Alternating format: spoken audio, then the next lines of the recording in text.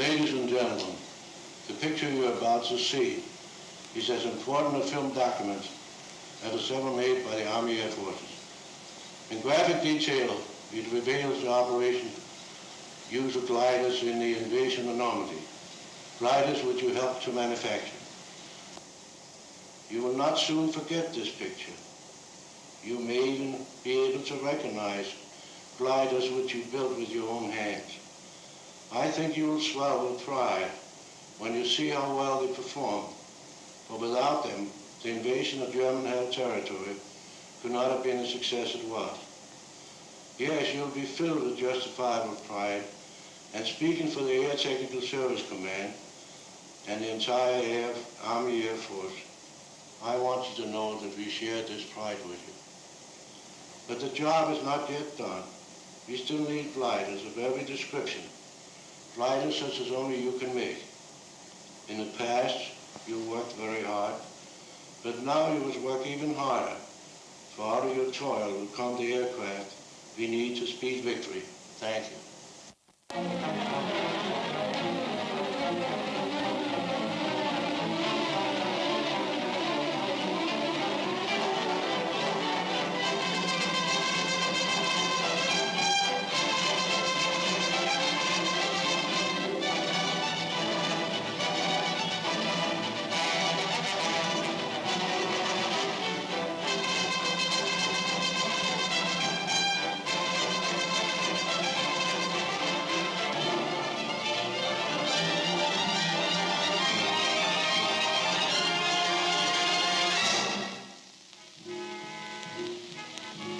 This is the story of the operation which began the assault on the continent of Europe.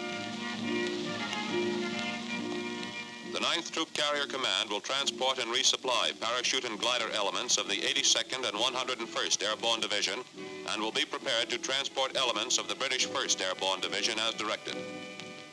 The U.S. 101st Airborne Division will begin landing approximately 30 minutes prior to civil twilight on the morning of D-Day to assist the 4th Division in the initial assault and capture the town of Carentan.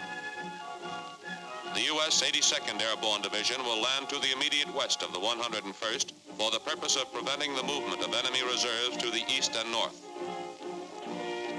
Simple, isn't it? This mission, which reads so easily, calls for an attack from England on the continent of Europe.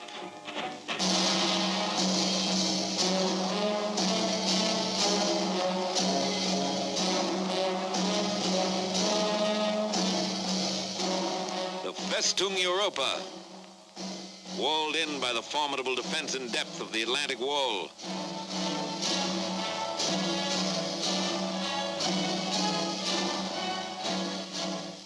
Mined, trapped, bristling with gun emplacements and fortifications.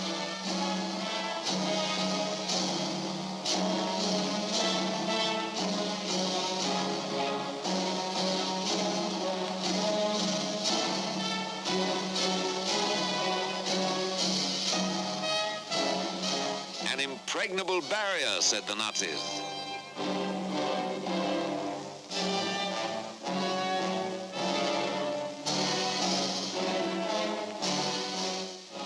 The combined chiefs of staff decided that frontal assault alone would not crack Fortress Europe.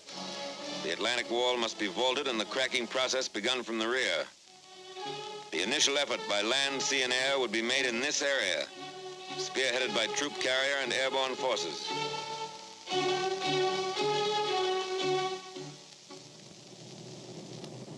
But before the D-Day, there must be a number of lesser D-Days.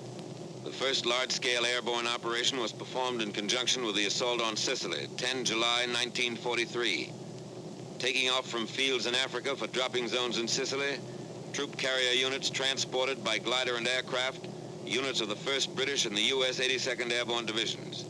Almost a year before this operation, a troop carrier group transported a parachute infantry battalion from England to start the invasion of North Africa. But the invasion of Sicily was the first real test for troop carrier units, which had trained in maneuvers in Texas, the Carolinas, and England.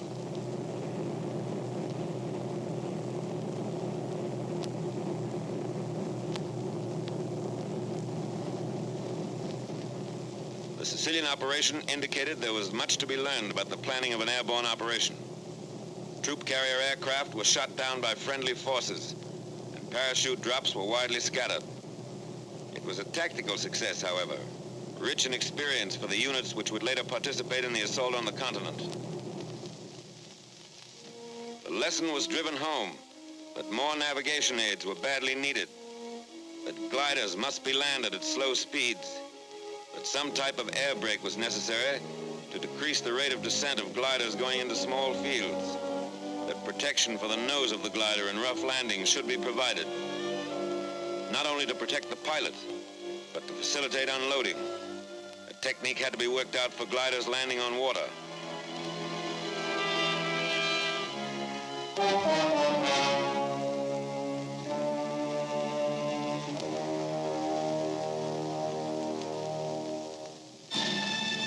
To the lessons of Sicily was added the experience of the highly successful operation in the Markham Valley of New Guinea, in which troop carrier and airborne forces showed the practicability of a well-planned daylight operation.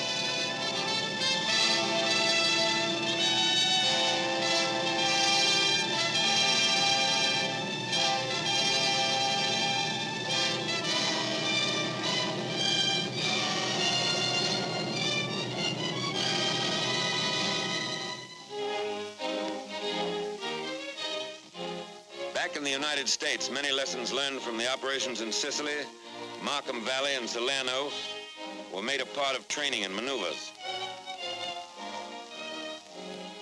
The Griswold nose was developed to protect the glider in rough landings. A parachute arrestor was adopted to permit landing the glider in restricted areas.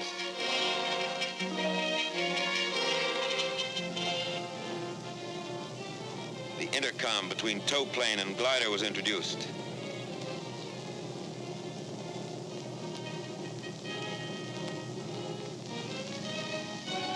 Blitz landings were out. Glider pilots were taught a slow, constant rate of descent, with a slow landing to a precise spot on the ground.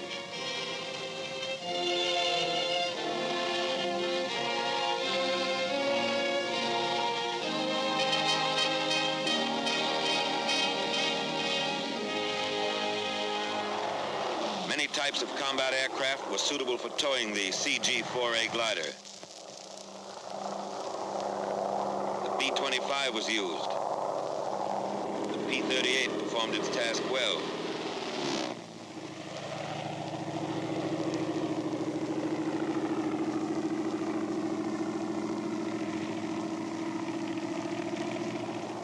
And even the PBY became a tow plane.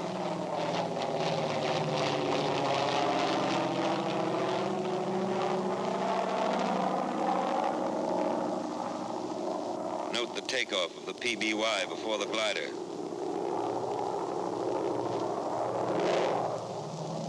Here's a B-17 in dual tow.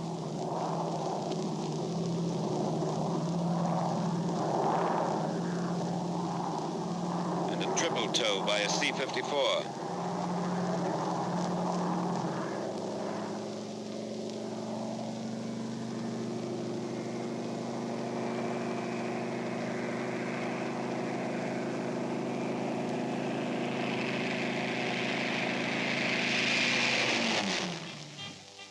Airborne aviation engineers trained in anticipation of their probable use for building landing strips and rebuilding bombed aerodromes in France. Troop carrier airplanes are converted in a matter of minutes into ambulance ships.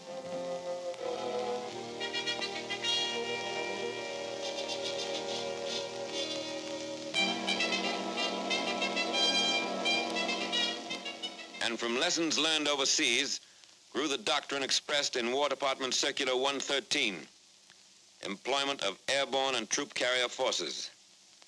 Doctrine was put into practice, and Circular 113 became the blueprint for all future airborne operations. Airborne and troop carrier units are theater of operation forces. Their employment must be an integral part of the basic plan made by the agency directing all land, sea, and air forces in the operation. The coordinating directive must be issued in time to allow realistic preparation and training by troop carrier and airborne units for the specific operation. Airborne troops must be employed in mass, and the bulk of the force landed in as small an area as possible. The use of highly trained Pathfinder teams dropped in advance to mark dropping zones and glider landing zones is essential. Procedures must be prescribed which will ensure that troop carrier aircraft on course at proper altitudes and on correct time schedules are not fired upon by friendly forces.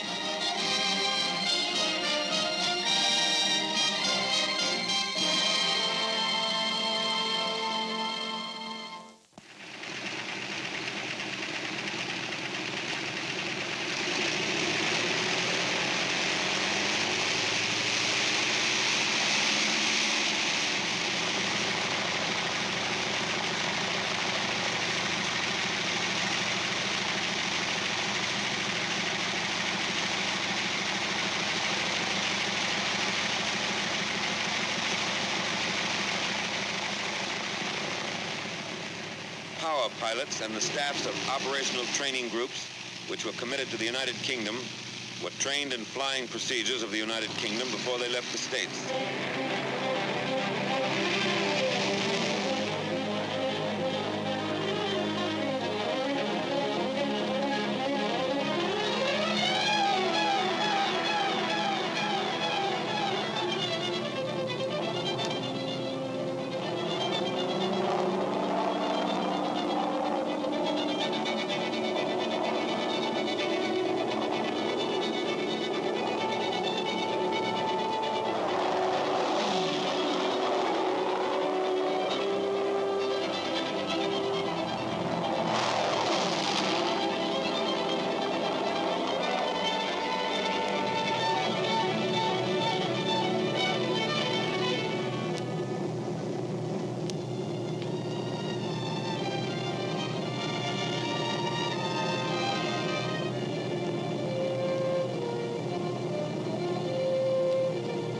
Low flying was emphasized, designed to prevent early detection by the enemy.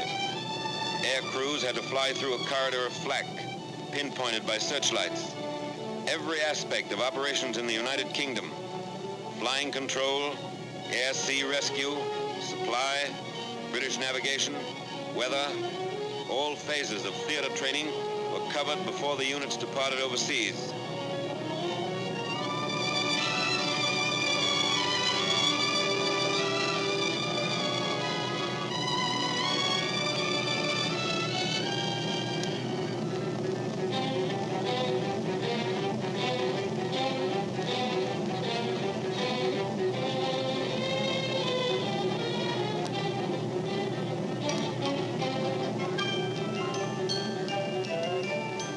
Maneuvers ended with gliders landing in small fields, similar to the potential landing zones in France. Live loads are in the gliders.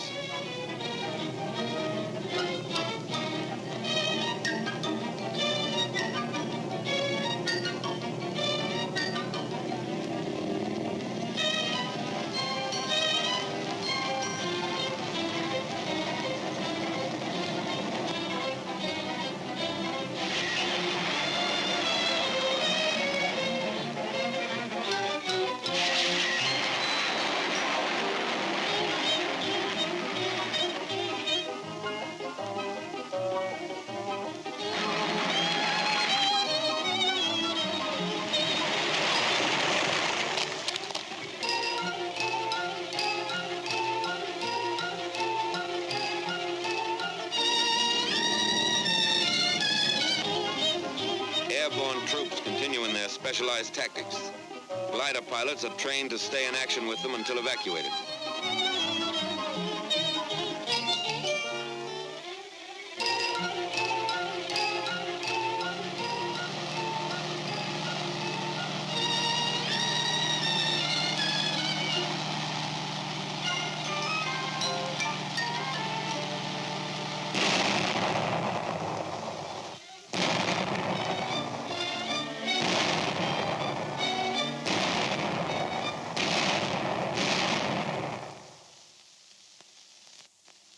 Meanwhile, in England, Supreme Headquarters was formed. The planning phase changed to the manning phase. The Airborne Planning Committee, headed by the Air Commander-in-Chief of the Allied Expeditionary Air Force, was composed of representatives from all the services involved in the airborne operation, Navy, ground, and air, as well as the Troop Carrier Command and the airborne divisions concerned. British ground crews helped assemble their own Horsa gliders before turning them over to Troop Carrier.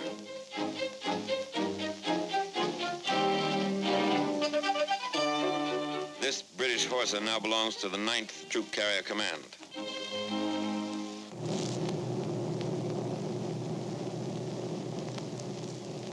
Each group now had 73 aircraft instead of the normal 52. The troop carrier force of 3 wings and 14 groups contained 1 experienced wing and 5 combat-wise groups from the Mediterranean. 3 planes in each squadron are equipped for aerial pickup.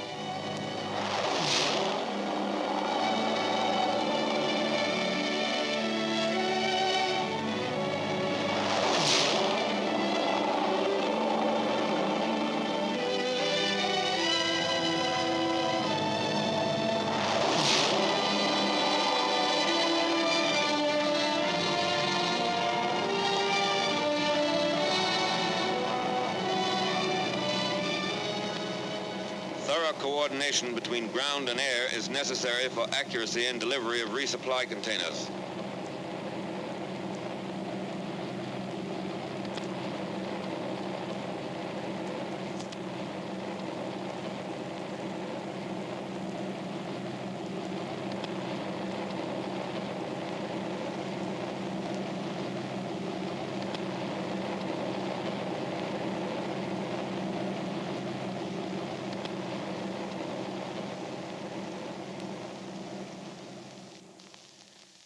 These men are pathfinders, a combined team of troop carrier crews and parachute technicians who will drop on objective areas and set up homing devices for the main aerial convoy.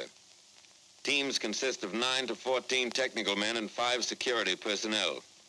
The Pathfinder School, starting without precedent and table of organization, and with little equipment, turned out 50 trained troop carrier crews and 260 British and American airborne officers and men by D-Day.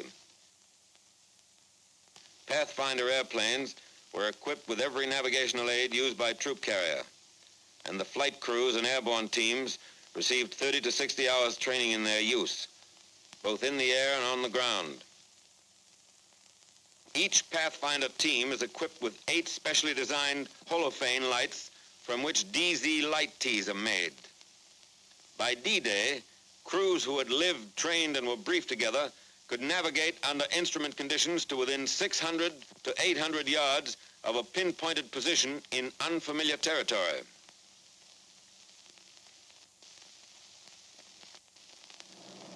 From March through May, 35 lower echelon and 3 full-scale command exercises were held, culminating in a full dress rehearsal for the operation against the continent.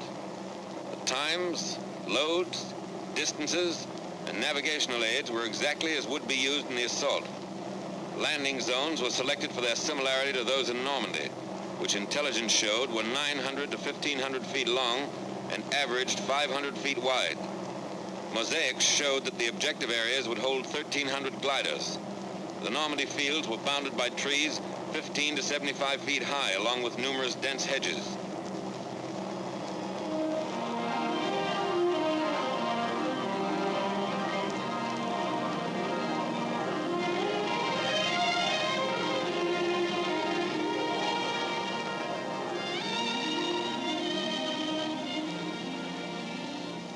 Glider pilots were allowed to choose their own fields, and release was made at heights from 800 to 1,000 feet.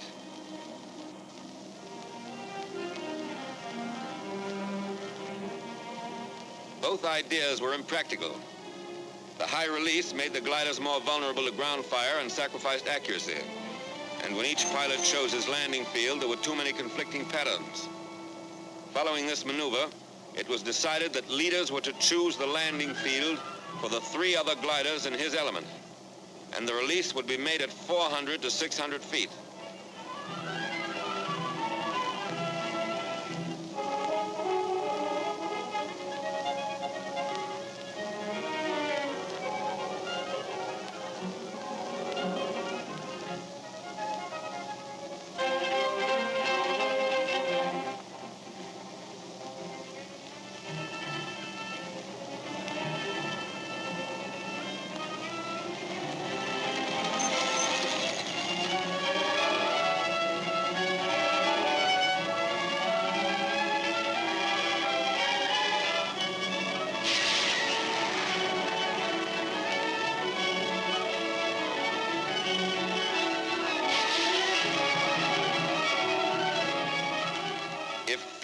small enough for practical operational training are used, there are certain to be crack-ups. A compromise must be made between realistic training and the number of gliders which may be expended on the maneuver.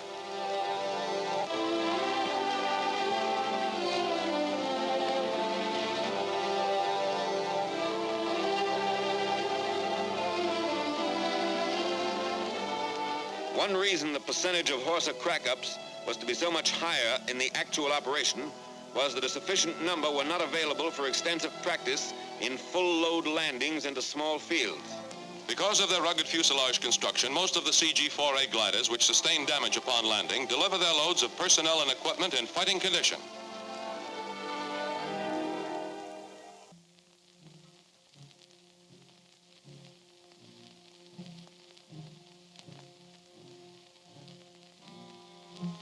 Airborne infantry file into buses for their last land-borne ride until D-Day.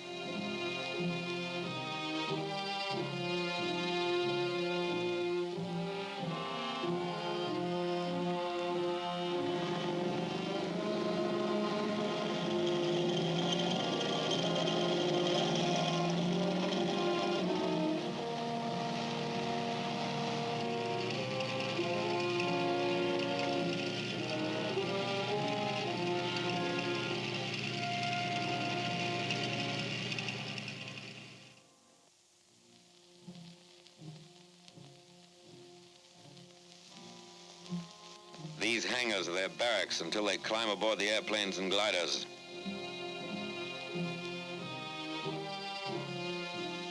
New equipment is issued.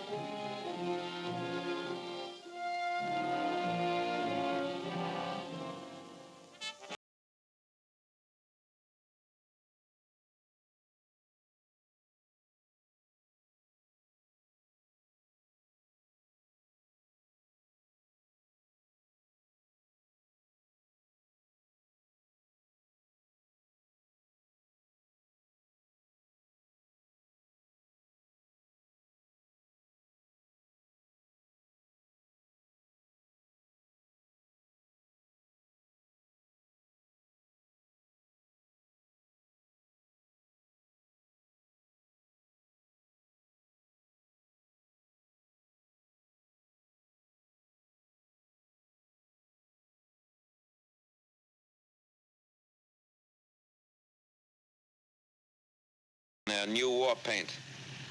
On D-2, invasion markings were applied. Another lesson from Sicily.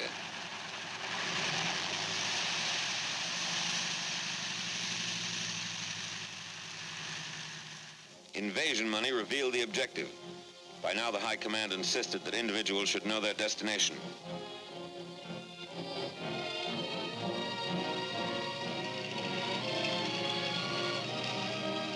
Hours before takeoff time, parapacks were assembled and delivered to the C-47s.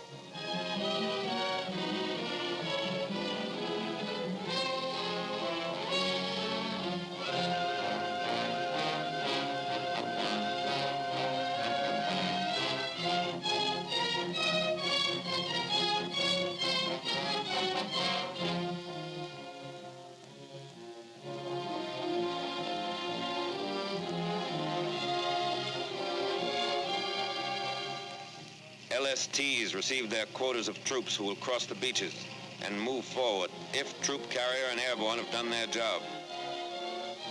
One glider regiment of the 101st was to go in by boat, as were some attached and supporting units of both divisions. The lift, or the required aircraft and gliders, was not available to put them in by air as early as needed. D-Day-1, and time narrows down. Gliders for the first night's operation are assembled for the takeoff. Glider pilots are told to assemble at division headquarters after landing for evacuation to England. An airborne general has a final talk with his men.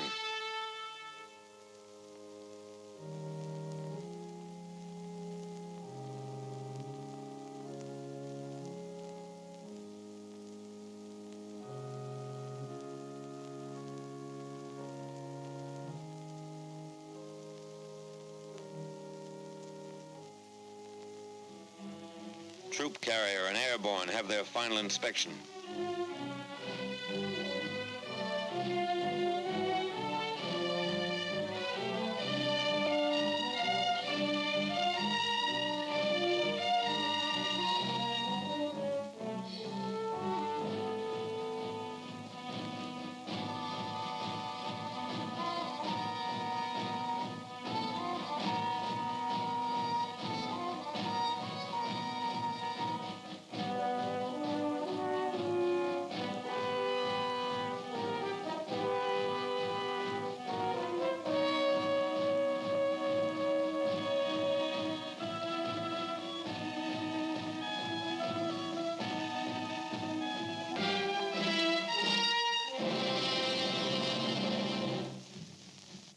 More than a dozen fields, paratroopers march their ships.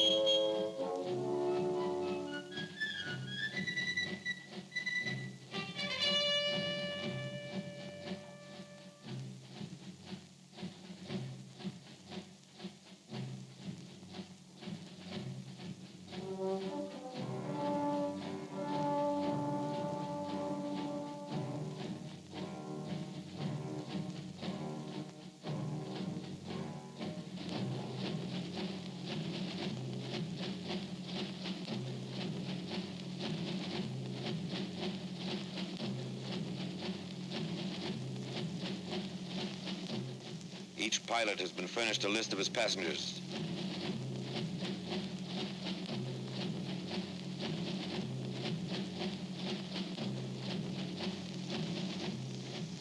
Parapacks are checked.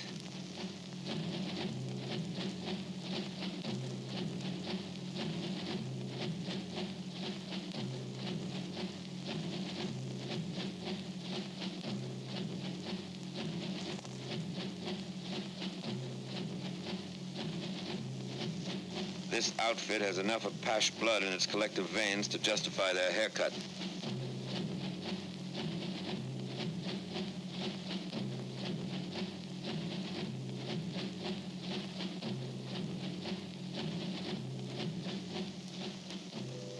There is a message from the Supreme Commander.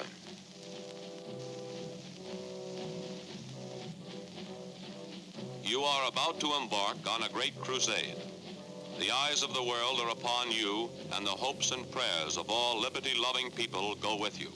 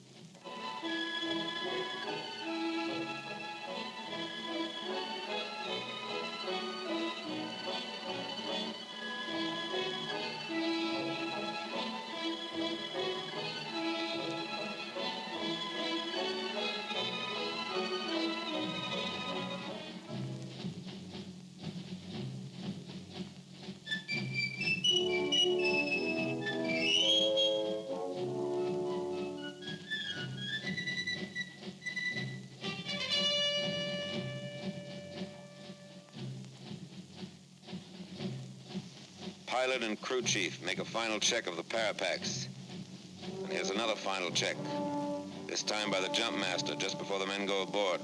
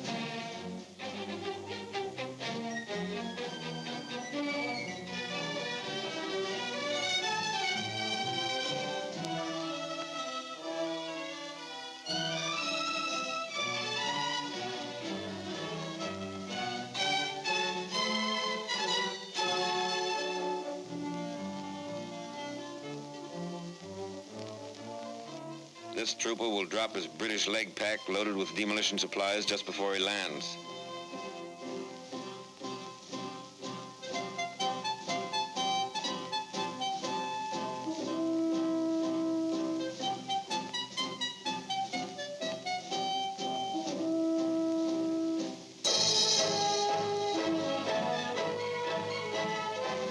At dusk, Pathfinder teams board the ships that will show the way into enemy territory.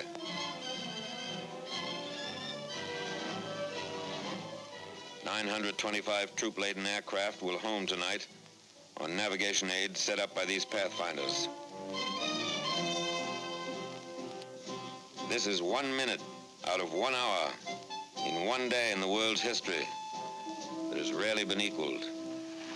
These are the first ships to take off in the airborne invasion of Fortress Europe."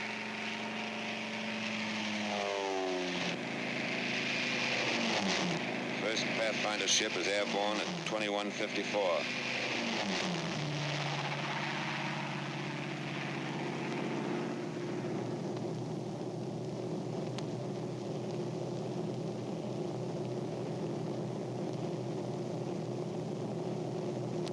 As the Pathfinders head for the coast of France, other C-47s move into position for their takeoff at the head of the runway.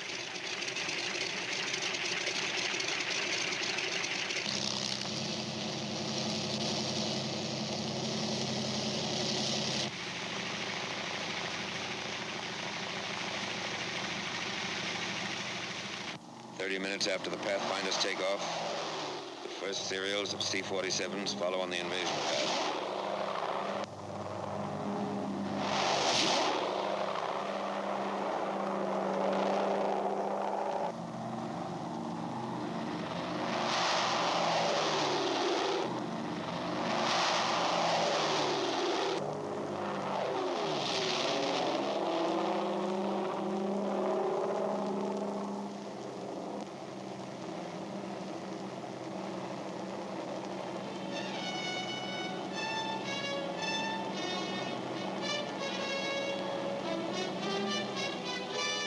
As troop carrier aircraft cross the channel, the Allied invasion fleet has already weighed anchor.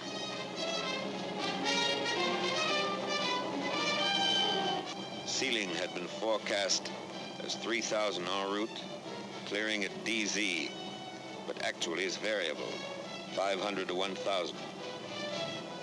Visibility is poor. Stand up. Hook up.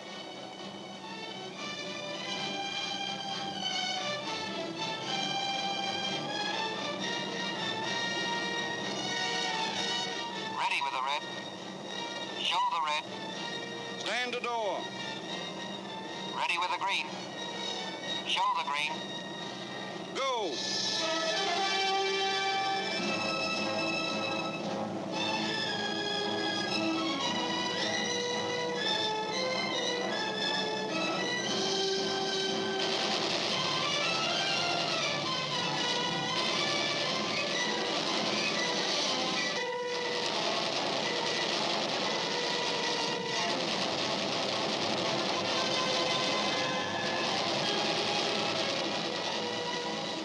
Landed squarely on the German 91st Infantry Division and other enemy troops. These enemy units were on maneuvers and were already occupying their assigned defensive positions. Surprise was gained only by the leading parachute unit, and subsequent serials found themselves under practically continuous ground and anti-aircraft fire while crossing the peninsula and upon landing. 821 airplane loads, 13,000 paratroops were delivered into DZs in less than 2 hours.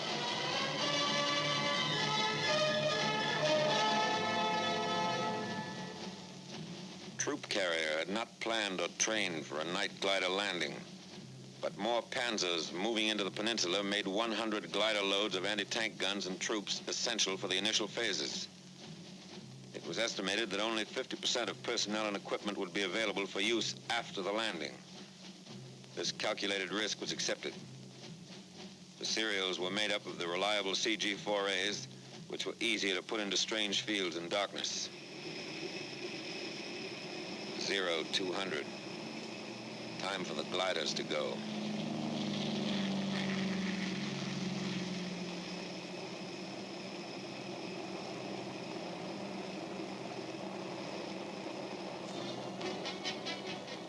cloud approaching LZ. Roger. Okay, cut loose. Roger. So long.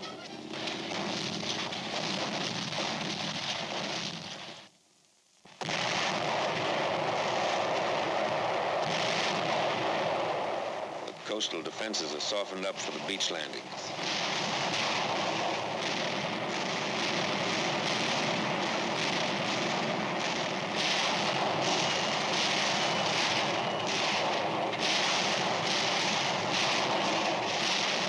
Daybreak.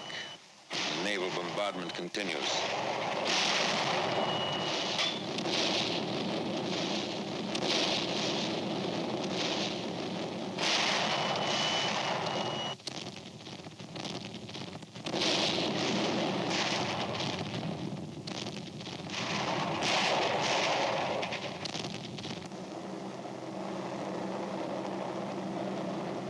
Marauders went in ahead of the troops to blast enemy coastal installations. Priority number 1, air supremacy, had been obtained a long time before D-Day. The 8th and 9th Air Forces had accomplished that. Standing offshore, the invasion craft wait as Allied planes blast the coast.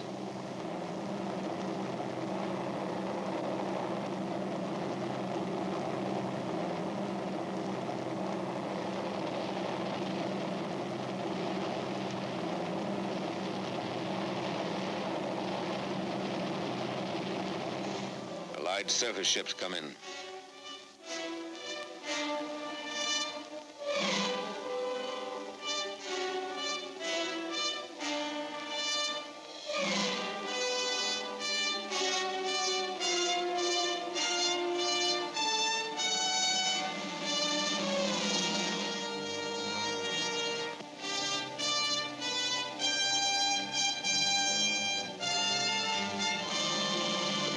Go on to the next phase, the bombing and crippling of roads, bridges, waterways, railheads, the isolation of a battlefield. And the battlefield is isolated. No German reserves come through to the coast in any strength. The beachhead holds and grows as the Air Force piles up a record number of sorties.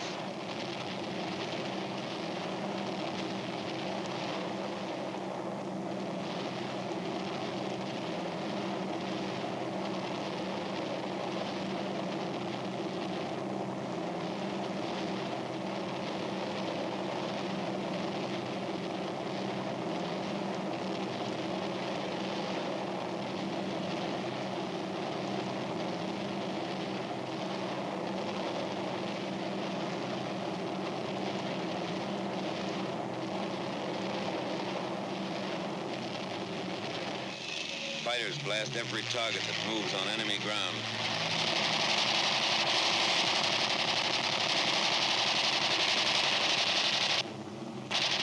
Any target of opportunity is legitimate prey.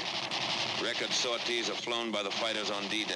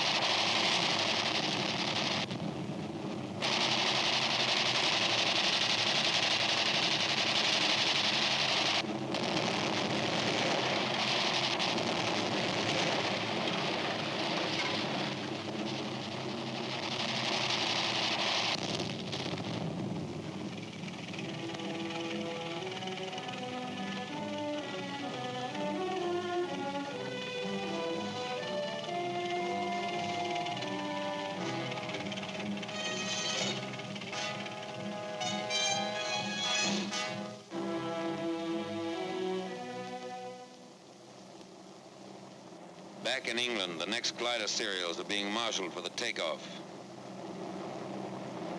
The C-47s are doing double duty. Back from the paratroop drops, they're ready to take off with gliders. Dual tow had been practiced in the States, but it was not used in this operation due to the extra time necessary for air assembly and to the additional marshalling space which it would require on the aerodromes.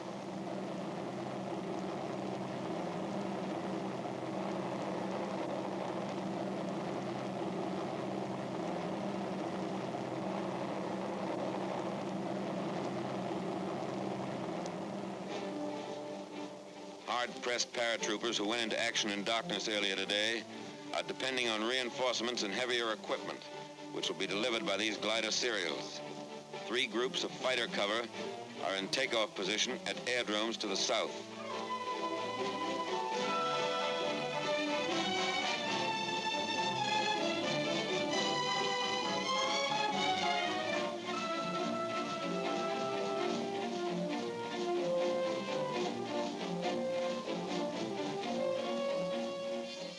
A coordinated British effort was made simultaneously by the British 6th Airborne Division, transported by RAF 38 Group on objectives around Caen. Particularly interesting was the delivery of 8.5-ton tanks of a Recce regiment in 30 huge Hamilcar gliders. 29 of the 30 tanks were in action within 10 minutes after they were landed.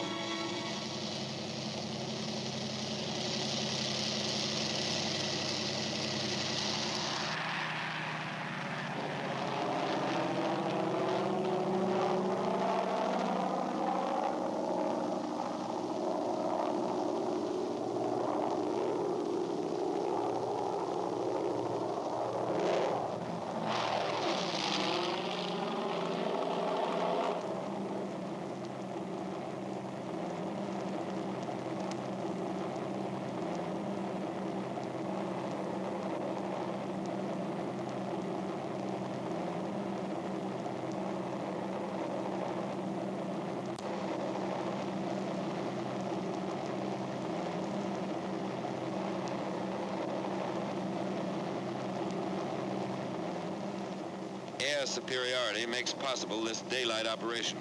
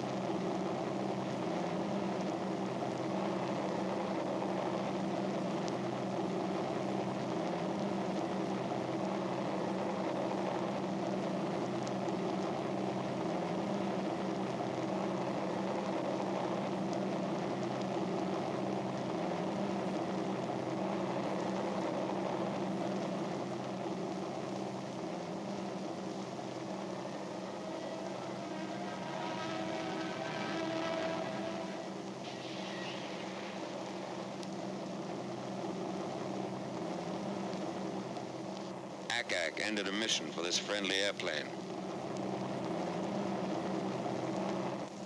Two-way traffic, and it's congested.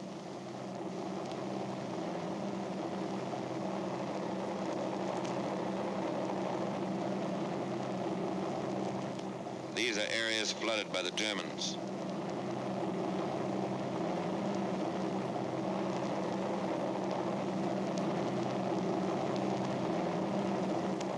Parachutes and gliders from the previous serials.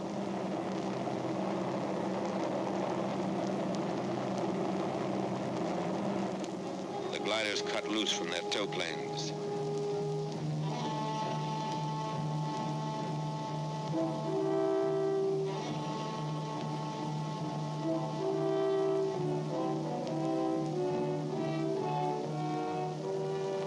We have fighter cover all the way to the landing zone. Not even a lone German fighter was able to sneak through.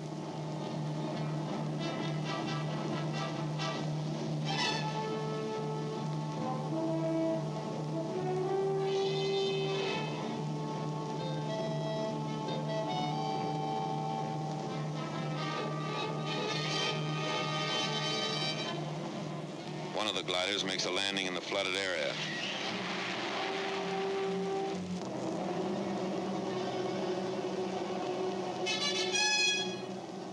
staked fields intelligence warned us about.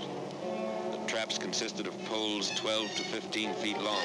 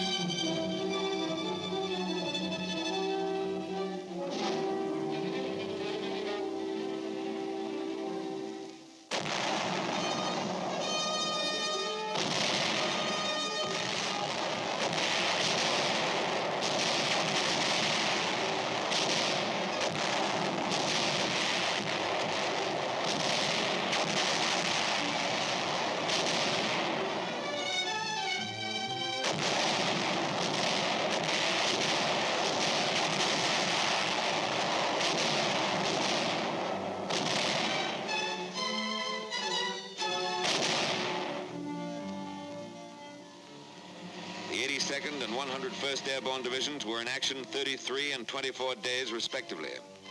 The 82nd, having captured Sault-Mère-Église and secured the bridgehead across the Mer de Ré River, destroyed other river crossings, protected the flank of the 7th Army Corps, and drove west to the Douve River.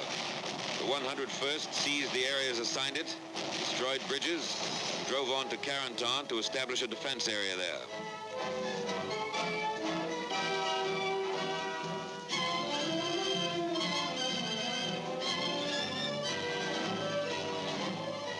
Troop carrier, the commanding general of the 82nd Airborne Division sent this commendation. Under most difficult conditions, including landing under fire in enemy-occupied terrain, glider pilots did a splendid job. On the ground, they rendered most willing and effective service, providing local protection for the division command post during the most critical period when the division was under heavy attack from three sides. Please express to all elements of your command who brought the division in by glider or parachute, or who performed resupply missions for us, our admiration for their coolness under fire, their determination to overcome all obstacles, and for their magnificent spirit of cooperation.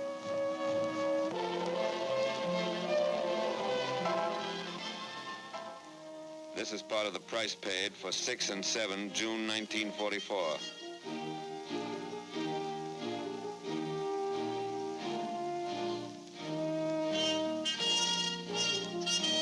1,662 troop carrier airplanes were dispatched in the first 24 hours of the assault.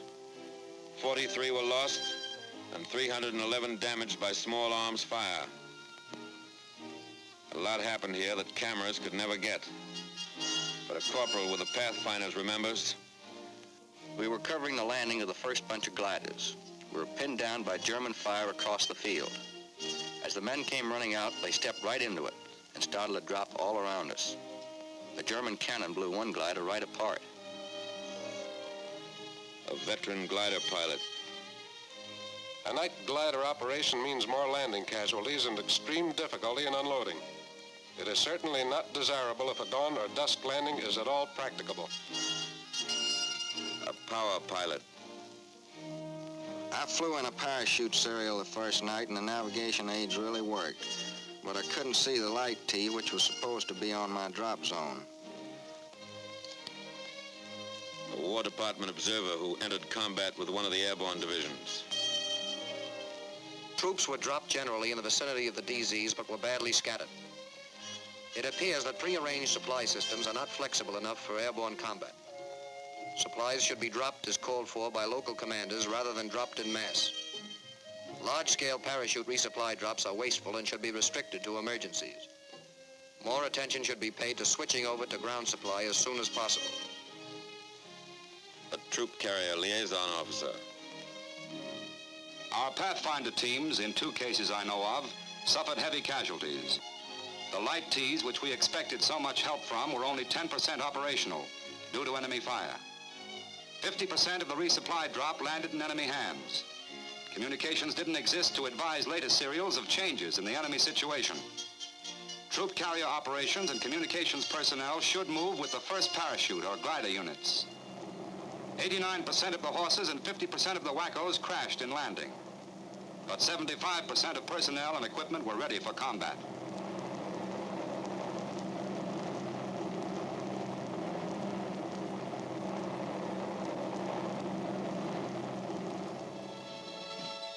Back from Normandy, these men would have faced further tests. How much they had learned will be history. History made by an airborne army